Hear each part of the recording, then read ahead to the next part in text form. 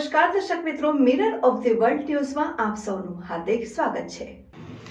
શહેરના કારેલીબાગ વિસ્તારમાં આવેલા ચેપી રોગના દવાખાનામાં કચરાના ઢગલામાં આગ લાગી।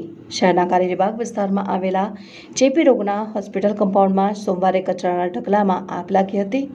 ઘટનાની જાણ થતાં ફાયર બ્રિગેડની ટીમે આગ ઉપર કાબૂ મેળવ્યો હતો। હાલમાં ઉનાળામાં કાળઝાળ ગરમી પડી રહી છે, સાથે શહેરમાં આગની ઘટનાઓ વધી રહી છે। ત્યારે સોમવારે શહેરના કારેલીબાગ વિસ્તારમાં આવેલા ચેપી રોગના દવાખાનાના કમ્પાઉન્ડમાં કચરાના ઢગલામાં અચાનક આગ લાગી હતી। કચરાના ઢગલામાં લાગેલી આગ જોતામાં બાજુમાં આવેલ એક ઝાડમાં પણ ફસાઈ હતી।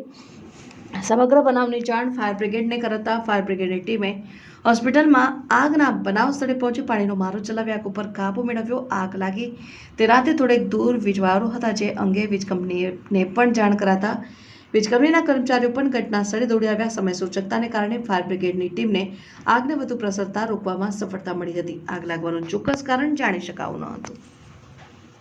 વડોદરા ફાયર બ્રિગેડને કોલ મળ્યો હતો। ચેપી હોસ્પિટલની બહાર એક કચરામાં આગ લાગેલ હતી, એટલે તાત્કાલિક વડોદરા ફાયર બ્રિગેડની એક ટીમ સ્થળ પર આવીને જોતા નીચે કચરામાં આગ લાગી હતી ને તે ઝાડમાં પસરી હતી અને કંટ્રોલ કરી લીધી છે। ઇલેક્ટ્રિકનું કશું હતું? ઇલેક્ટ્રિકનો ના, વાયરિંગ થોડા દૂર છે, એટલે જીબીને પણ તાત્કાલિક બોલાવી લેવામાં આવી કે કોઈ એવું કંઈ ઇલેક્ટ્રિકમાં કંઈ ફોલ્ટ હોય તો તાત્કાલિક તેની જાણ થઈ જાય અને તેને કંટ્રોલ કરી લેવાય।